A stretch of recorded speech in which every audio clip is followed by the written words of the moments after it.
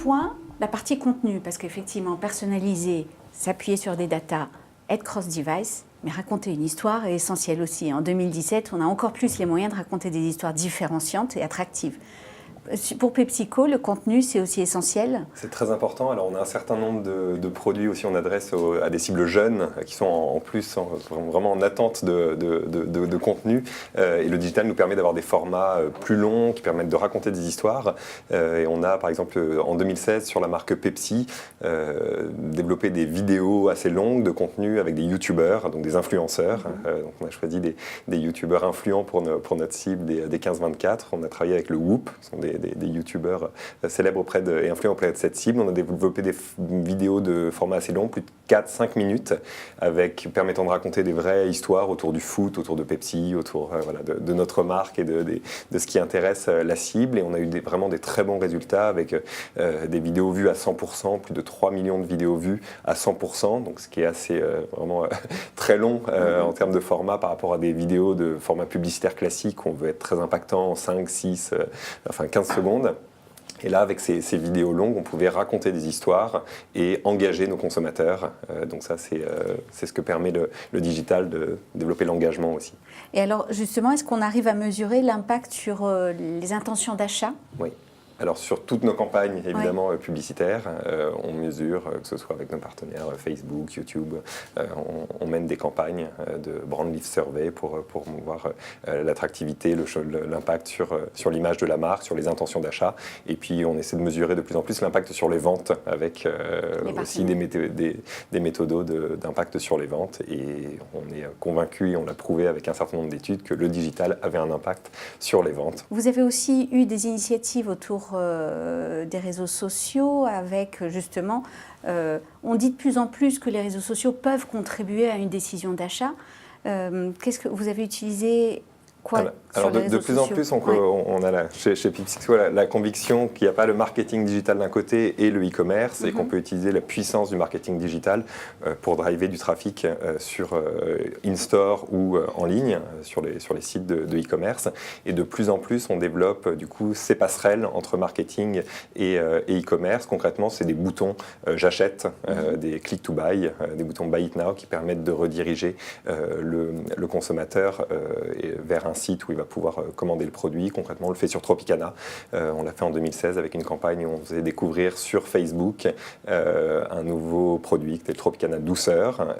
Donc il y avait tout le descriptif du produit, toute l'histoire autour de ce produit. À la fin, on pouvait cliquer sur un bouton j'achète qui permettait soit de rediriger directement sur un site marchand, de drive ou de livraison à domicile et de mettre le produit dans le panier, soit d'indiquer le magasin le plus proche où le consommateur va pouvoir trouver le produit. Ça, pour nous, c'est fondamental de croiser les deux et de créer des passerelles entre marketing et e-commerce. D'accord. Déborah, le social selling aussi, ça vous parle? Vous avez testé quoi? Oui, alors aujourd'hui, on ne l'a pas encore testé, mais on réfléchit à mettre en place effectivement un chatbot. Une des questions les plus récurrentes qu'on a sur les réseaux sociaux et notamment sur Facebook, c'est quel est le tarif le plus attractif pour partir à Londres le mois prochain. Donc nous, on aimerait effectivement créer ce chatbot qui permette et d'aller chercher l'information dans le système Eurostar et de faire la réservation directement sur la plateforme Messenger. Donc c'est quelque chose qu'on étudie là pour les prochains mois. Effectivement pour permettre aux clients d'avoir une réservation simplifiée directement à l'intérieur de ces plateformes. Oui, le conversationnel est on le sait tous, je pense, mais une vraie tendance. Les chatbots, chez Bazar Chic aussi, c'est un vrai gros sujet. Moi, ça me fait penser simplement qu'encore une fois, il faut qu'on ait quelque chose à raconter et qu'il faut bien le faire. Il y en a certains qui commencent à sortir des chatbots, certaines marques qui se positionnent. Objectivement, plus ou moins bien fait, il y a un peu de déclinaison. On n'y a pas encore trouvé. On y revient. C'était super bien fait. Ouais, c'est pas évident. L'idée, c'est de pouvoir en effet totalement intégrer cette intelligence chez les autres. Mais ça pose, je trouve, pas mal de questions. Développer un chatbot dans l'absolu, il y a plein de sociétés qui le font, etc. Proposer, y adosser un contenu et donc une rencontre d'un contenu pertinent avec des users qui sont pertinents. Ça, c'est notre métier, donc OK. Mais une fois que concrètement ces users sont là-bas, et potentiellement ils restent un peu là-bas, on parle de là-bas, c'est les GAFA, ça veut dire que nos métiers sont en train vraiment de changer. C'est-à-dire, je pense, que On y va, mais on y va totalement, on y va en exploratoire. Et puis si demain, si je suis un peu marseillais, je grossis le trait, si demain ça continue de grossir, ils sont déjà 1 milliard sur Messenger, et plus de 50% de notre trafic est finalement chez les GAFA et puis chez nous. Comment on fait si en plus on a des problématiques potentiellement justement de data catching, d'intelligence, de monétisation selon les médias, etc. Mais que pour autant, le chiffre d'affaires se fait parce qu'on intègre totalement en on-board les moyens de paiement. Regarde, moi je reviens de Chine il y a 15 jours avec WePay.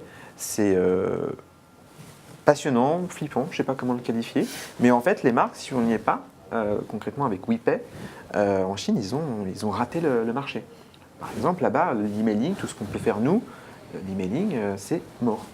C'est simple, c'est mort. Donc un cours sur la délivrabilité en Chine, c'est entre guillemets perdre son temps. Voilà. C'est 87% de l'audience des sites en Chine, c'est déjà du mobile. Et peu quand c'est du mobile. Et les autres sont directement dans WeChat. Et je rappelle, on le sait tous, mais pas de Facebook, pas de Google, etc. Donc pas Google Maps, pas d'Instagram, rien de tout ça pour le fameux contenu et les photos, tout ce qui peut nous aider en Europe. Donc c'est important, je pense, d'avoir ça en tête. Et donc moi, vraiment, je vais essayer d'être bon, j'espère que je ne serai pas décevant. Quand je vais sortir ce chatbot, c'est de dire, OK, toujours pareil, l'effort est fait, comment je fais pour m'y insérer en étant dans le compromis sans me compromettre. C'est-à-dire qu'à un moment, il faut que j'y aille parce que clairement, il se passe quelque chose.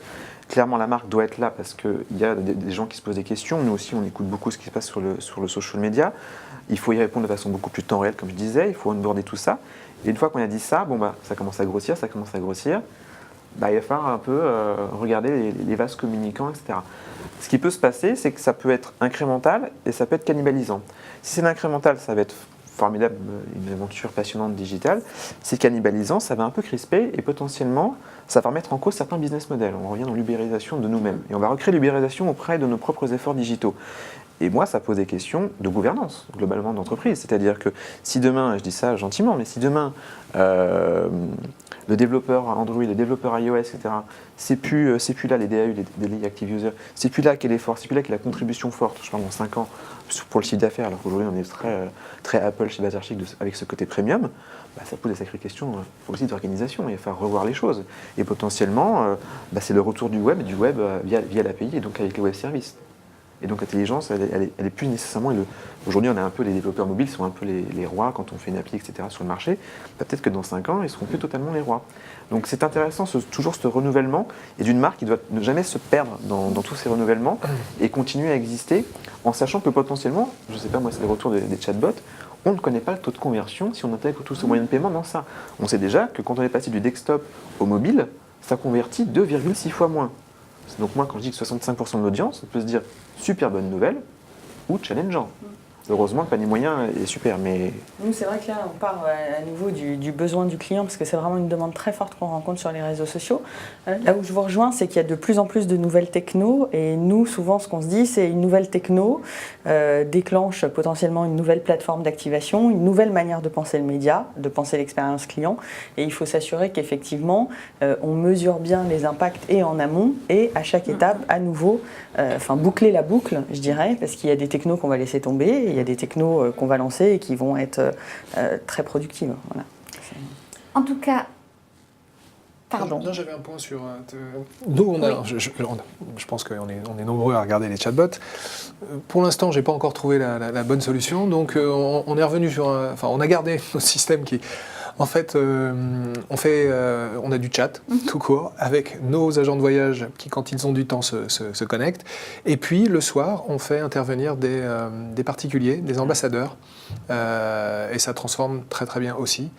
Donc, tant qu'on n'a pas trouvé de solution technique qui permet justement d'avoir une relation au moins, en tout cas suffisamment satisfaisante pour qu'on le lance, pour l'instant, on reste sur des logiques humaines. Mais c'est important d'avoir ce lâcher-prise en fait, entre le consommateur et la marque, parce que si vous faites, moi j'ai failli le faire, je ne l'ai pas fait finalement, peut-être que j'y viendrai, c'est-à-dire de lancer un live chat, tout ce que j'appelle le live marketing finalement, et qu'on passe par des gens du C2C, c'est permettre que potentiellement des gens qui ne sont pas salariés vont répondre. Et donc c'est un moment de faire confiance et permettre à ces communities, à ces communautés de vivre et d'être au service de la marque sans être dans ce lien de subordination et de salariés.